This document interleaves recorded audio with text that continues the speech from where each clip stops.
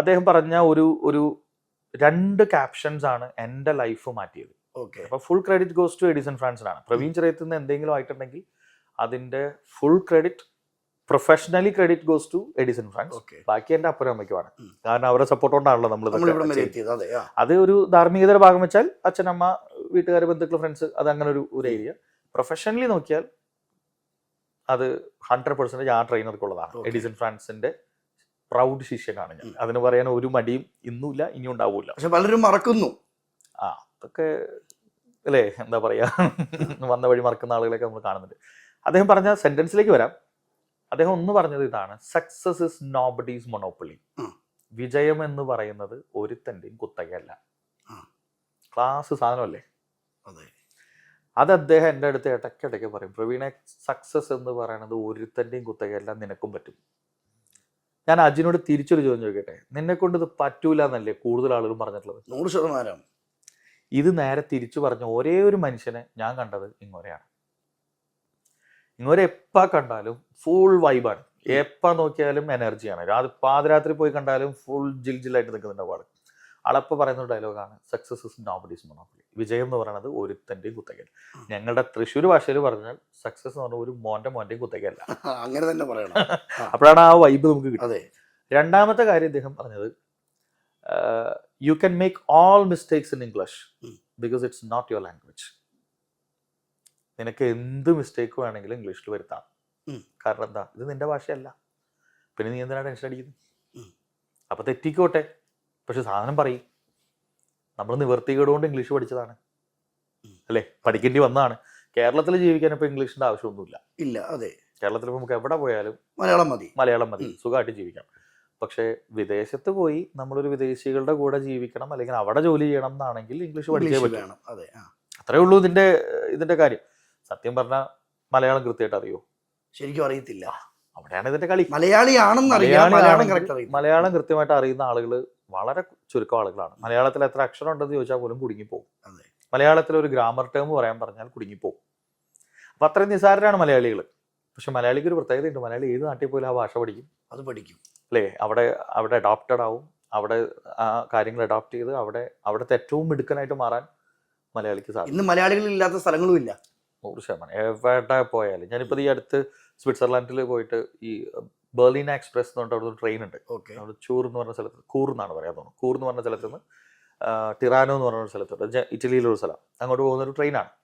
അപ്പോൾ ആ പോകുന്ന വഴിയിൽ അതൊരു 2090 ഫീറ്റ് ഹൈറ്റിലോട്ട് കയറും ആ ട്രെയിൻ.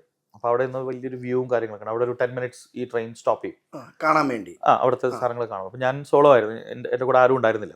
ഞാനിതിങ്ങനെ ഫോട്ടോ ഒക്കെ എടുക്കുന്ന സമയത്ത് ആരെങ്കിലും ആളൊന്ന് ഫോട്ടോ എടുത്ത് തന്നിരുന്നെങ്കിൽ ഇന്നിങ്ങനെ ആഗ്രഹിച്ച് നോക്കുമ്പോൾ ആ ട്രെയിനകത്തിരിക്കുന്ന ഒരു 4-5 മലയാളികൾ.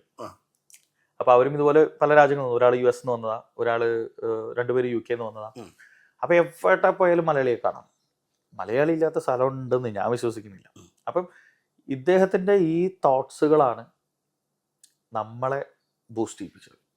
അപ്പോഴാണ് എനിക്കും തോന്നിയത് എനിക്കും എന്തെങ്കിലുമൊക്കെ ആവണം. അവിടെ നിന്നാണോ തുടക്കം കുറിക്കുന്നത്? 100%. അദ്ദേഹമാണ് എനിക്ക് ചെറിയ ചെറിയ ചാൻസുകൾ തന്നത്. ഈ ലോകത്ത് അങ്ങനത്തെ ആളുകളുടെ എണ്ണം വളരെ കുറവാണ്. നമ്മളെ കൈപിടിച്ച് ഉയർത്തിക്കൊണ്ട് അദ്ദേഹത്തിന് എന്തിന്റെ കേടാണ്? അദ്ദേഹം ഒരു സ്ഥാപനം ഇട്ട് ട്രെയിനറായിട്ട് അദ്ദേഹം ട്രെയിനിങ് ഇൻഡസ്ട്രിയിൽ സർവൈവ് ചെയ്യാൻ അല്ലെങ്കിൽ വർക്ക് ചെയ്യാൻ ആഗ്രഹിക്കുന്ന ഒരാളാണ്. അദ്ദേഹത്തിന് ഇപ്പോൾ പുതിയൊരു ട്രെയിനർ ഉണ്ടാക്കേണ്ട കാര്യം എന്താ ഉള്ളത്? പക്ഷേ അവിടേക്കാണ് എനിക്ക് അദ്ദേഹത്തോടുള്ള റെസ്പെക്ട്. എനിക്ക് തോന്നുന്നു അദ്ദേഹം കാരണം 100 കണക്കിന് ട്രെയിനർമാരുണ്ടായിട്ടുണ്ട്.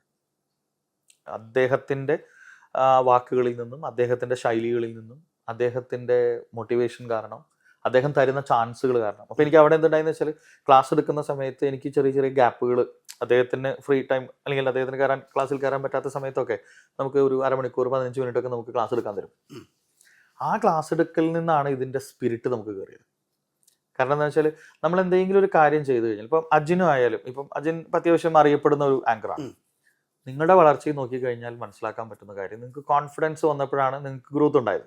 തീർച്ചയായിട്ടും ശരിയല്ലേ? നിങ്ങൾക്ക് ഒരു കോൺഫിഡൻസ് ഇല്ലാത്തൊരു കാലം ഉണ്ടായിരുന്നു. പിന്നീട് കോൺഫിഡൻസ് വന്നിട്ടുണ്ടാവും. ഈ ഫീൽഡിൽ ഞാൻ നിന്നാൽ സക്സസ്ഫുൾ ആവും എന്നൊരു കോൺഫിഡൻസ് വന്നു. ഈ കോൺഫിഡൻസ് എങ്ങനെ ഉണ്ടാവും? അപ്രിസിയേഷൻ കിട്ടിയാൽ മതി. അപ്രിസിയേഷൻ കിട്ടിയ കോൺഫിഡൻസ് കൂടും. ഇപ്പൊ നമ്മുടെ ഈ ഇന്റർവ്യൂ കണ്ടിട്ട് കുറെ ആളുകൾ അപ്രിഷിയേറ്റ് ചെയ്തു വരുന്നത്, സൂപ്പർ ആയിട്ടുണ്ടെന്ന് പറഞ്ഞാൽ ഇനിയും ഇത് ചെയ്യാനുള്ള കോൺഫിഡൻസ് കൂടും. അതേ സമയത്ത് നിർത്തിപ്പോടാ എന്നാണ് കൂടുതലും പറയുന്നതെങ്കിൽ അതോടുകൂടി പരിപാടി കഴിഞ്ഞു. അല്ല, അപ്പോഴും ഞാൻ ചോദിക്കട്ടെ, ഈ പ്രവീൺ എന്ന് പറയുന്ന ഇന്നത്തെ ലോകം പറയുന്ന ഒരു മോട്ടിവേഷൻ സ്പീക്കർ തുടക്ക സമയത്ത് എല്ലാവരും നിന്നെ കൊണ്ട് പറ്റുമെന്ന് പറയുന്ന വ്യക്തിയാണോ? അല്ല. അല്ല അല്ല അന്ന് നമ്മളെ പക്ഷെ അങ്ങനെ പറയുന്നവരും ഉണ്ടായിരുന്നു, രണ്ടും ഉണ്ടായിരുന്നു. പറയുന്നവരും പറയുന്നവരുണ്ടായിരുന്നു, പറയാത്തവരുണ്ടായിരുന്നു. ഓക്കെ. പറയാത്തവരെ ഇഗ്നോർ ചെയ്തു, പറയുന്നവരെ കൂടെ കൂട്ടി, പറയുന്നവരെ വിശ്വസിച്ചു. അതിനേക്കാൾ ഉപരി നമുക്ക് നമ്മളോടൊരു വിശ്വാസം വരാൻ തുടങ്ങി. പക്ഷെ പലപ്പോഴും ഈ പറ്റൂല എന്ന് പറയുന്ന ആളുകളുണ്ടല്ലോ, അവര് നമ്മുടെ പ്രോഗ്രാം പോലും കണ്ടിട്ടില്ല. എന്നിട്ടാണ് പറയുന്നത്. നമ്മൾ ക്ലാസ് അറ്റൻഡ് ചെയ്യാത്തവരായിരിക്കും പറയുന്നുണ്ടാവും എന്നെ കൊണ്ട് സർവൈവ് ചെയ്യാൻ പറ്റില്ല. നിങ്ങളുടെ ഇന്റർവ്യൂ കാണാത്ത ആളുകളായിരിക്കും ചിലപ്പോൾ നിങ്ങളെ പറ്റിയിട്ട് കുറ്റം പറയുന്നുണ്ടാവും. ഈ സിനിമ കാണാതെ അല്ലേ പലരും റിവ്യൂ ഇടുന്നത്. അതേപോലെ അപ്പം ഞാൻ പറയുന്ന പോയിന്റ് എന്താ വെച്ചാൽ സെലക്ഷൻ ഭയങ്കര ഇമ്പോർട്ടൻ്റ് ആണ്. നമ്മൾ എന്തെടുക്കണം, എന്ത് തള്ളണം. അപ്പൊ ഞാൻ എന്നെ സപ്പോർട്ട് ചെയ്യുന്നവരെ ഞാൻ എടുത്തു, അല്ലാത്തവരെ തള്ളി. പക്ഷെ അവരെ ഞാനിങ്ങനെ മാർക്ക് ചെയ്ത് വെച്ചു. എന്തിന്? ഒരു കാലത്ത് അവരെ കൊണ്ട് തിരിച്ച് പറയിപ്പിക്കുന്ന ഒരു വാശിയോടുകൂടി.